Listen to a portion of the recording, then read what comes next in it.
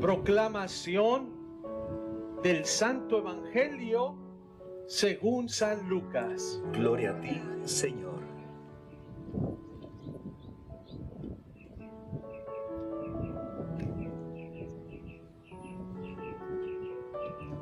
Cuando los dos discípulos regresaron de Emaús y llegaron al sitio donde estaban reunidos los apóstoles, les contaron lo que les había pasado en el camino y cómo habían reconocido a Jesús al partir el pan.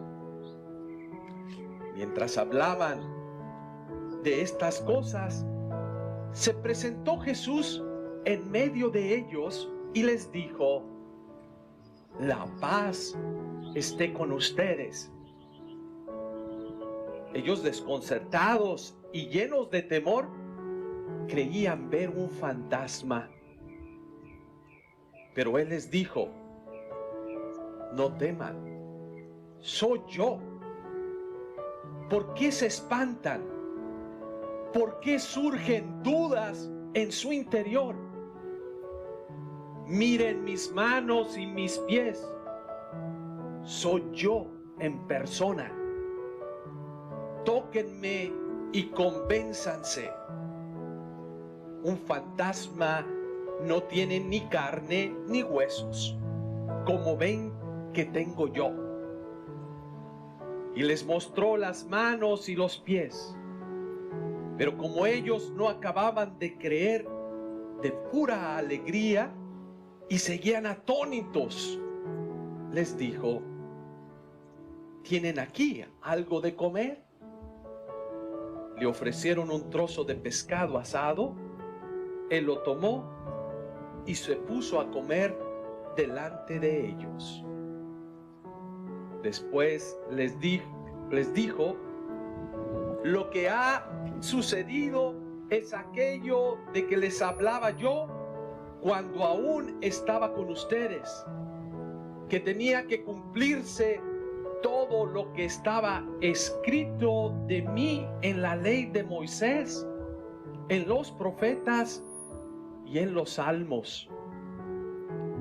Entonces les abrió el entendimiento para que comprendieran las escrituras y les dijo: está escrito que el Mesías tenía que padecer y había de resucitar de entre los muertos el tercer día, y que en su nombre se habría de predicar a todas las naciones, comenzando por Jerusalén, la necesidad de volverse a Dios para el perdón de los pecados.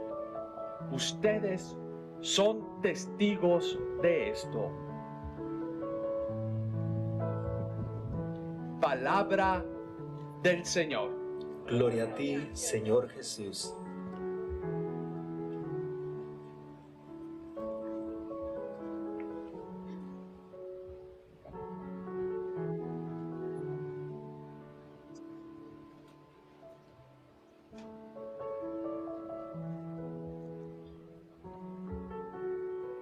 Hay un saludo especial de parte de Jesús en este tiempo de Pascua, que celebramos la resurrección del Señor. Y ese saludo lo encontramos en la Eucaristía. Siempre que celebramos la misa, es el saludo que hace el sacerdote. ¿Y cómo dice ese saludo? La paz esté con ustedes. La paz.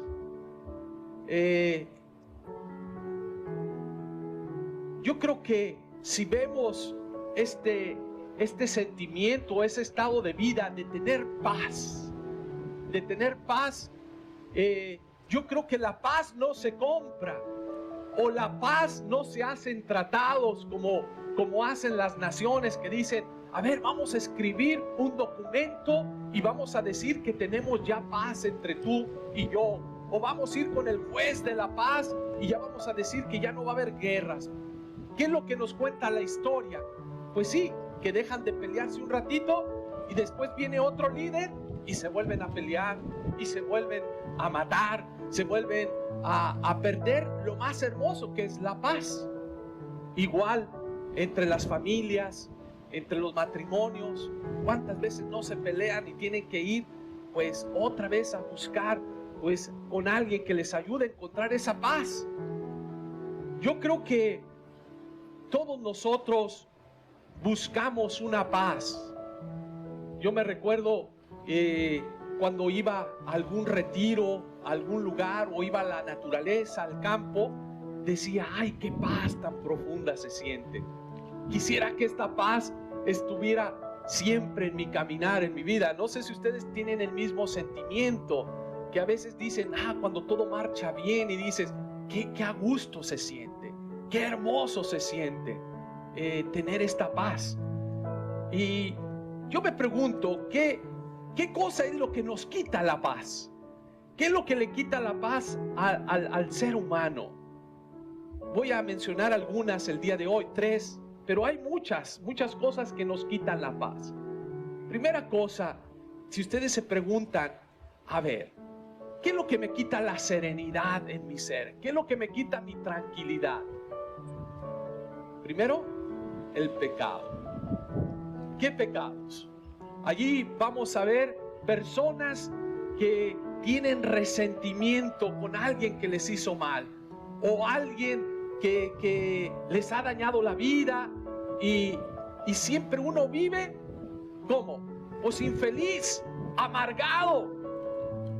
Cuando uno tiene resentimientos, cuando uno tiene envidias porque a la otra persona le está yendo bien, o porque la otra persona canta bien, trabaja bien, juega bien, bueno, ven todas las cualidades que tenemos. Hay personas siempre que no les agrada la envidia. ¿Qué es lo que hace la envidia?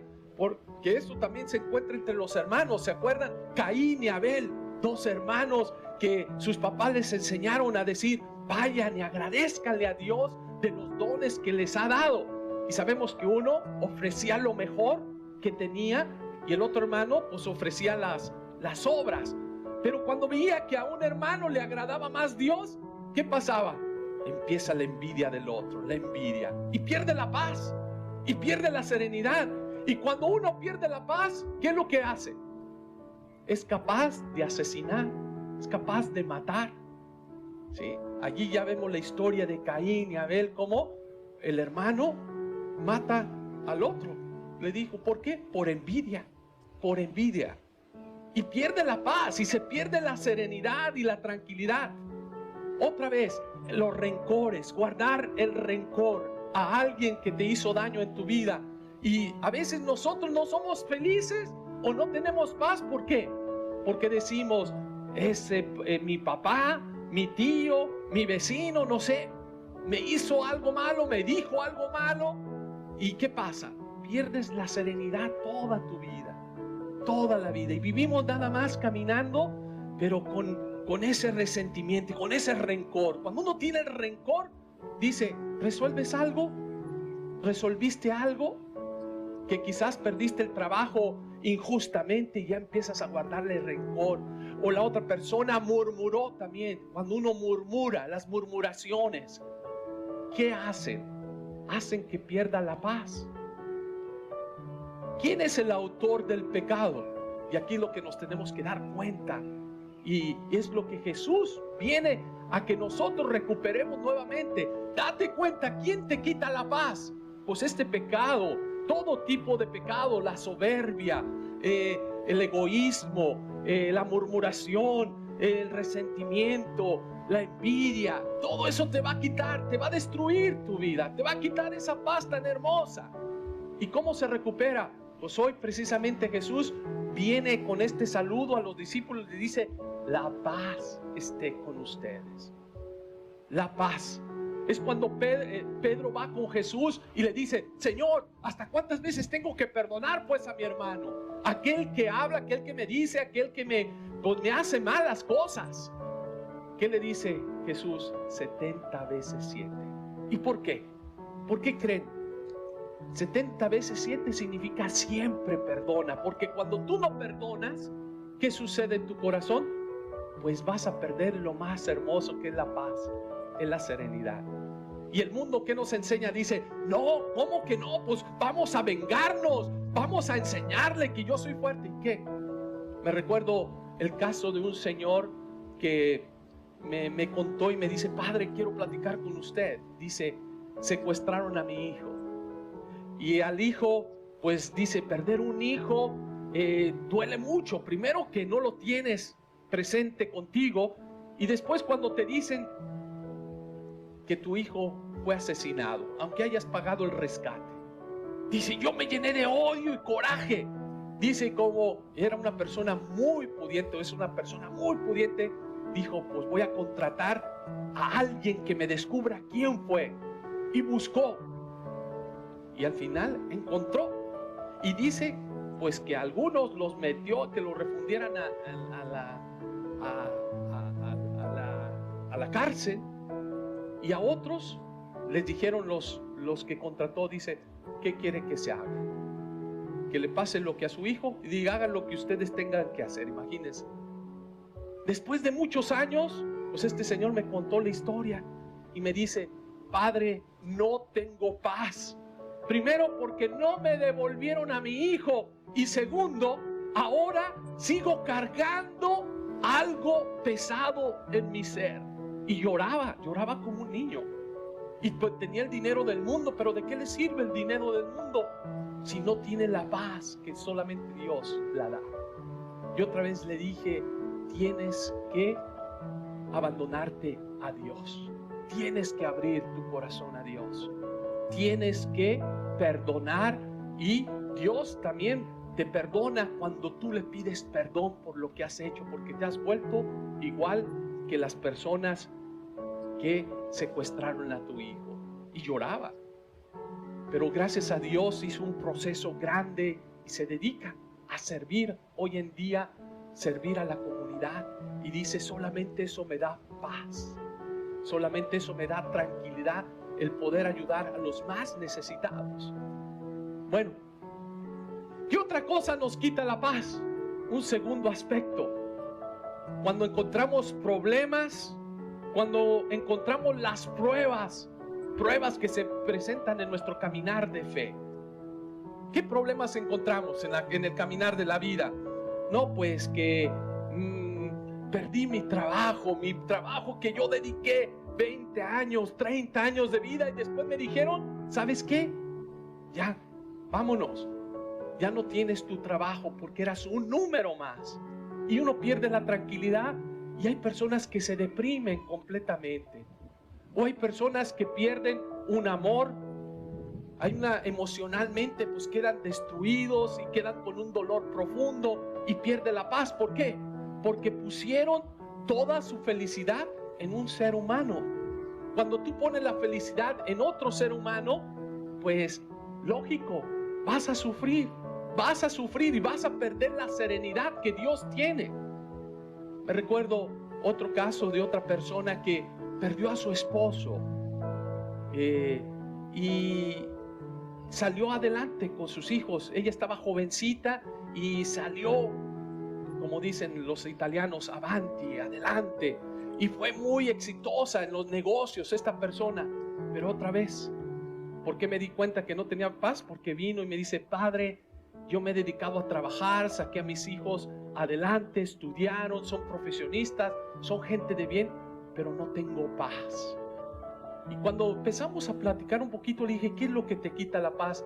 Dice, porque el Señor se llevó a mi esposo tan joven, tan jovencito. Y me di cuenta al final, dialogando, que ella conservaba toda la ropa, todas las pertenencias del esposo. Y yo le dije, lo primero que tienes que hacer es desprenderte, dejar ir a tu esposo a la casa del Padre. Porque tú has puesto la felicidad en un ser humano. Claro que Dios te invita a compartir tus alegrías, el amor, pero el ser humano, en una persona, no puedes poner toda tu felicidad. ¿Por qué? Por eso es el mandamiento más grande. El Señor no nos lo pone nomás por casualidad. ¿Cuál es el mandamiento más grande? Amarás ¿a quién? A Dios sobre todas las cosas. Y de no apegarnos. Claro, ama a tu prójimo. Eso no quiere decir que no ames a tus hijos, que no ames a tus seres queridos. Claro que te dice, ámalo, pero no te apegues. No te quedes pensando que ellos son los que te van a dar la felicidad plena. Y emocionalmente, pues vas a sufrir los desamores. Cuando alguien te dice, padre, yo viví 40, 50 años con mi esposo o mi esposa, y mi esposo se fue con otro, o mi esposa se fue con otro. ¿Y qué pasa? Te quedas sufriendo. ¿Por qué? Pues sí, es doloroso. Pero nuevamente hoy nos recuerda pues que la paz verdadera solamente la da Dios. Solamente nos la trae Jesús. La paz esté con ustedes. Esa paz que tampoco la da lo material. ¿Cuántos de nosotros no han perdido en este tiempo de pandemia tantas pues, propiedades o cosas? Y uno dice, ya no estoy produciendo lo mismo. Y yo siempre les digo, da gracias a Dios que tienes vida, que tienes salud. Sí, que tenemos que estar cubiertos nuestra cara, que tenemos que guardar distancia, que tenemos que lavarnos las manos constantemente. Pero ve las bendiciones que tienes, que en un momento lo material se acaba y se queda ¿para quién? Para quien ni siquiera trabajó o se esforzó. ¿Y a poco sí? Pues claro que sí. Hoy se nos invita nuevamente que pongamos la confianza siempre en el Señor, en el Señor. Y el último punto, porque ya veo que me están diciendo, sí, padre, ya se me están durmiendo, ¿verdad? El tercer punto que hoy quería compartir con ustedes, ¿qué es lo que nos quita la paz? Y una de las cosas son los miedos. Hoy vemos los discípulos que Jesús se presenta, a pesar de que aquellos discípulos que encontraron a Jesús en el camino van y comparten su alegría y dicen, Jesús está vivo, Jesús cumplió su promesa. Jesús viene y se presenta con ellos. ¿Y qué sucede? Dice, se espantan, estaban llenos de temor y creían ver un fantasma. Aquí ellos se asustan, los discípulos se asustan al ver a Jesús. ¿Cuántos de nosotros dicen, ay, yo mejor que no se me aparezca nadie? Yo les digo, pues si se parece un ser querido, qué bonito poderlo ver, ¿no? Pero ¿qué es lo que te causa el miedo? ¿Cuáles son los miedos que tenemos en nuestras vidas? Los miedos te van a paralizar siempre y no te van a hacer experimentar la paz en tu vida. Y esto hablo de todo tipo de miedos. Miedo de salir adelante. Por ejemplo, en el ministerio, a veces no queremos servir porque es que yo estoy más a gusto en mi casa, así nadie habla ni dice nada de mí. Recuérdate que si tú sirves al Señor, pues ¿qué va a pasar? Pues van a hablar de ti. Unos van a hablar muy bien y hay otros que también van a hablar mal. Pero tú tienes que tener claro, porque si tienes miedo a que van a hablar de ti, pues no eres bueno. Dice Jesús que no tiene su mirada fija al frente, pues no es bueno para el reino de los cielos. O el que está mirando, déjame, voy con mis parientes primero a despedir, pues estás apegado a cosas, pues tienes el miedo de que ya no los vas a ver, pues no eres bueno para el reino de Dios. Si Martín, le digo aquí al que canta en el coro, ay, es que no les gustó cómo cantabas, y ya dice Martín, ya no vuelvo a cantar, pues ¿cuál miedo? Pues yo vengo a cantar. ¿Por qué? Porque alabo al Señor, porque quiero bendecir al Señor. Y qué hermoso. De allí surge un canto diferente, distinto. Otros que tienen miedo a salir adelante en el trabajo, por ejemplo, que te ofrecen algo, tienes talentos, muchos talentos, pero ¿cuántos no salen adelante? ¿Por qué? Porque tienen miedo. Ay, es que y si me dicen que no, y si pierdo, y si no hago esto, y dice uno, pues aquí, ¿qué pasa? Pues perdiste y vamos adelante. Ay, padre, para usted es muy facilito decir, no, porque yo también como misionero, yo sentí ese llamado de ir a predicar la palabra de Dios. Y creen que no me dio miedo cuando me dieron mi primera destinación y me dicen, te vas a ir a África, padre. ¿Y a dónde? Yo emocionado, pues sí, quería ir a África. Vas a ir a Malawi, Zambia. Y cuando fui, investigué y dicen, allí es donde estaba la malaria, la malaria cerebral, que ha asesinado a miles, a muchos misioneros, sacerdotes, que jovencitos morían. Llegué a mi primera misión y la primera misión que agarré fue el diario para ver qué los otros padres habían hecho, y me di cuenta que habían muerto antes que yo llegara allí otros padres que habían estado anteriormente que yo. Uno de 28 años, uno de 33, uno de 35, uno de 40, de 50. Jovencitos habían muerto. ¿De qué? De malaria, porque era una zona difícil, dura de evangelizar por el clima. Y yo en ese tiempo tenía 33 años, y cuando miré y dije, ¿y ahora qué me va a pasar? Pues hay temor, hay miedo. ¿Creen que no da miedo? Esta pandemia, ¿qué es lo que crea? Miedo, temor. Pero si nos quedamos allí encerrados en el sentido de no tengo miedo de hablar con los demás, eso no significa que ahorita vamos a ser desordenados o vamos a ser irresponsables. No. Si nos quedamos con el miedo, ¿qué es lo que hace el miedo? Paraliza. Y el miedo te quita la paz, te quita la serenidad en tu vida. Hoy el Señor viene precisamente a decir, pues no tengas miedo. ¿Cuántos de nosotros? Pues sí, tenemos miedo a la muerte. ¿Y por qué tienes miedo a la muerte? Pregúntate, ¿por qué tengo miedo? Porque estoy muy jovencito, pues, y me dijeron que pues nomás los viejos van a morir. No, ¿por qué tienes miedo? Porque quizás no estoy listo de presentarme ante el Señor. Quizás no estoy preparado para decirle al Señor, pues estoy en cualquier momento. Si el Señor me lleva, pues bendito Dios. Ya voy a ese proyecto que Él tiene para todos nosotros. Pero ¿qué otra vez? ¿Por qué nos queremos permanecer aquí? Porque estamos apegados a cosas materiales y a seres humanos. El no tener miedo es un signo de tener fe, tener la confianza. Y esto es lo que viene Jesús a traernos en este tiempo de Pascua. El tiempo de Pascua es decir, sí vas a ser perseguido, sí pueden murmurar de ti, sí pueden ir las cosas no como tú las tienes pensado, pero si tienes fe, las cosas pueden ser diferentes, distintas. Y es Jesús que le dice, no soy un fantasma. Ese proyecto del reino de Dios es algo real, no es una mentira. Y aquí te lo presento, estoy vivo. ¿Qué te dije? Que la muerte no tiene la última palabra. Tócame. Y para comprobar, ¿qué es lo que hace? Denme algo de comer. Y comió.